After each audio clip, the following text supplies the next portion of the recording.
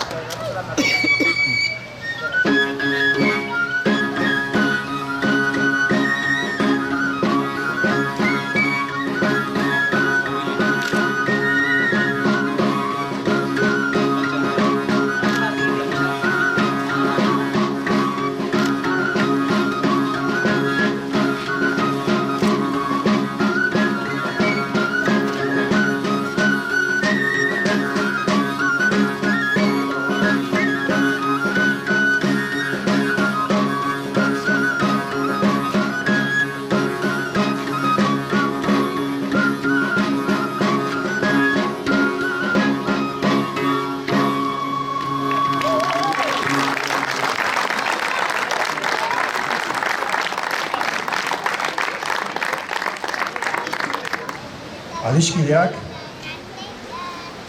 gaurko ekitaldi honekin, ahanzturaren putzutik, Ricardo eta Javier Zabaltza Elorga anaiak gogora ekartzen dugu. Sumusuan sortuak, erratzuarrak, justizia sozialaren aldeko ekintzaile sutsuak. Bi gizon zuzen, beren garaiarekin, langileekin, nekazariekin, konprometituak. Beraiek oroituz, justizia eginen dugu gaur. Hortarako, gure artean ere, Abel Zabaltza dugu, Ricardoren semea, urte batekin aita fusilatu zeutena. 1940ko otsailaren 24an, goizeko 6etan fusilatu zuten Ricardo. Madrilgo Porlier kartzelan, hereneguko datarekin. Ricardo Lurreko Langileen Federazio Nazionaleko idazkari nagusia izan zen, UGT-koa. Diputatu sozialista eta Valentziako gobernadore zibila ere bai. Javier berriz, 1936ko uztailaren 26an Eskon hil zuten. Militante sozialista zen bera. Ahanzturan gelditu ziren Ricardo eta Javier. Erratzutik Franco gazte lekutu behar izan ziren. Ahatik, azken hatxa eman hartio, bastan gogoan eduki zuen Ricardok. Fusilatu behar zuteneko atxean, Miguel Olaiz lagunari eskutitza idatzi zion erranez. Ahal duzulaik, nire herrikide eta zagurtu nazazu. Eta erraiezu nire azkeneko orduetan sorterriko oroitzapenak nirekin izan ditu dela.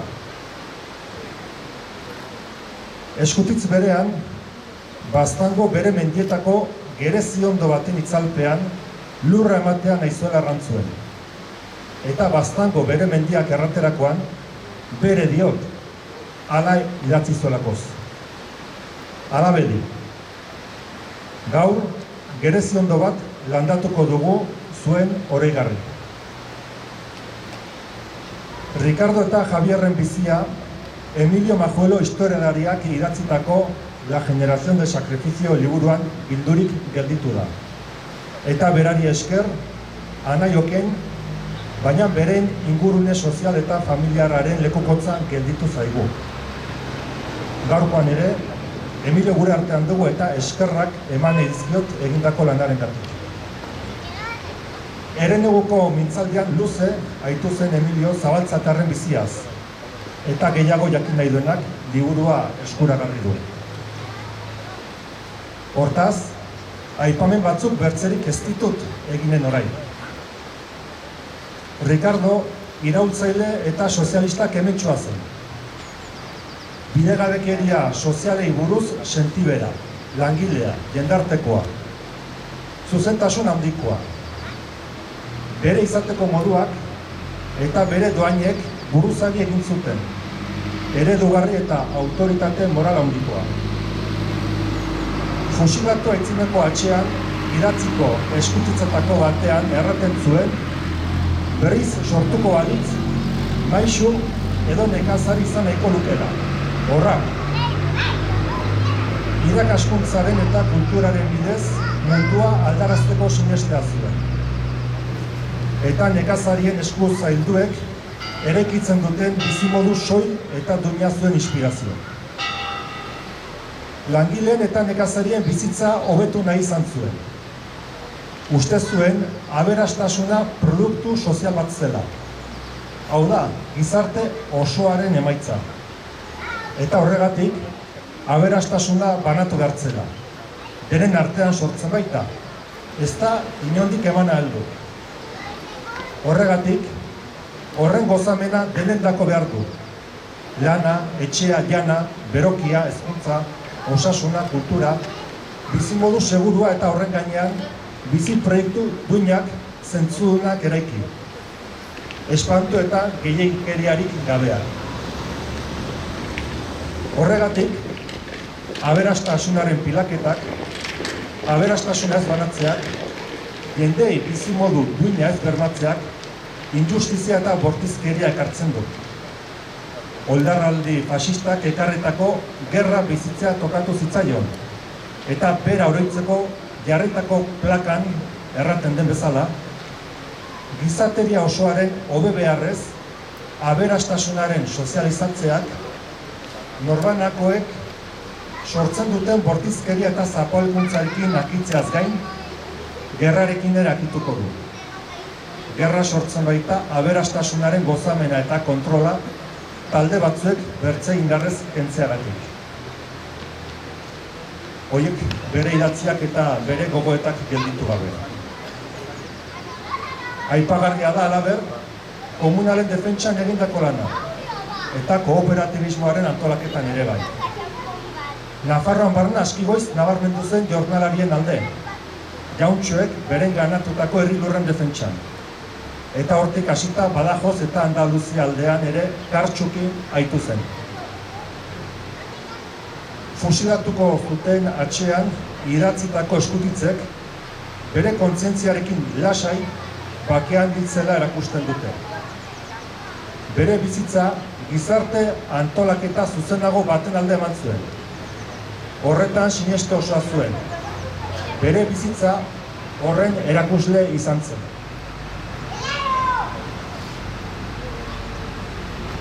Baina Ricardo etzen bakarrik bizi izan munduan.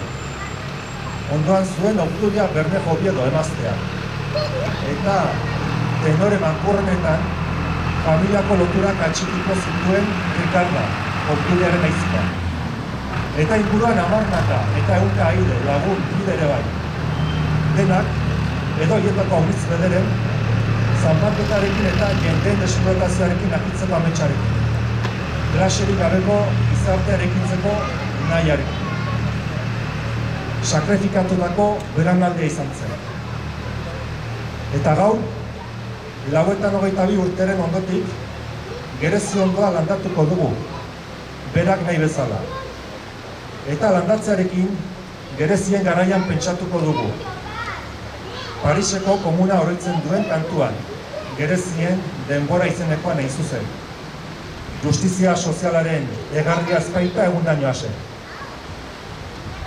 Horregatik, justizia sozialaren, askatasunaren eta demokraziaren alde bizi eman dutenei betiko argia. Gurekin bitez, Ricardo eta Javier Zabaltza elorga nahiak eta sakrifizioaren belaunaldi osoa.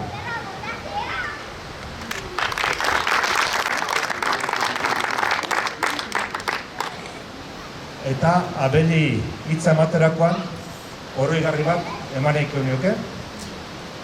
Baztango ikur bat. Beraz, Abel, plazer baduzu.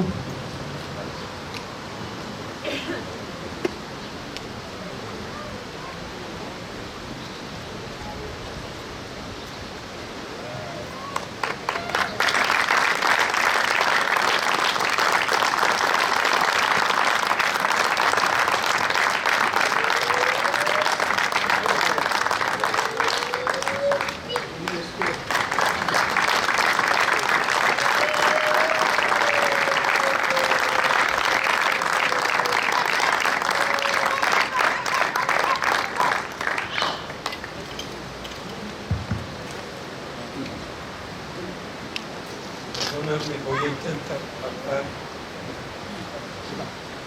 No es Somosoa que me emociona, es Somosoa que me emociona. Sus vosotros que me han distraído, que me habéis traído y revelado mis raíces. Porque como dice Pello de Reca, un amigo vasco francés, Abel no eres vasco porque no lo hablas. Abel no es vasco por esto, es vasco por esto.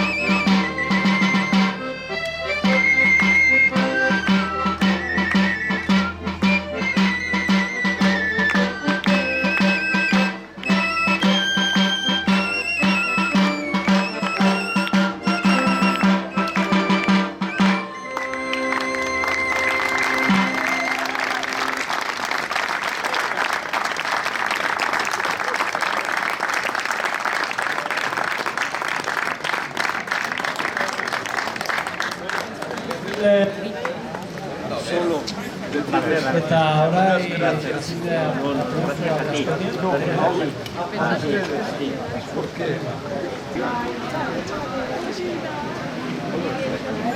Gracias.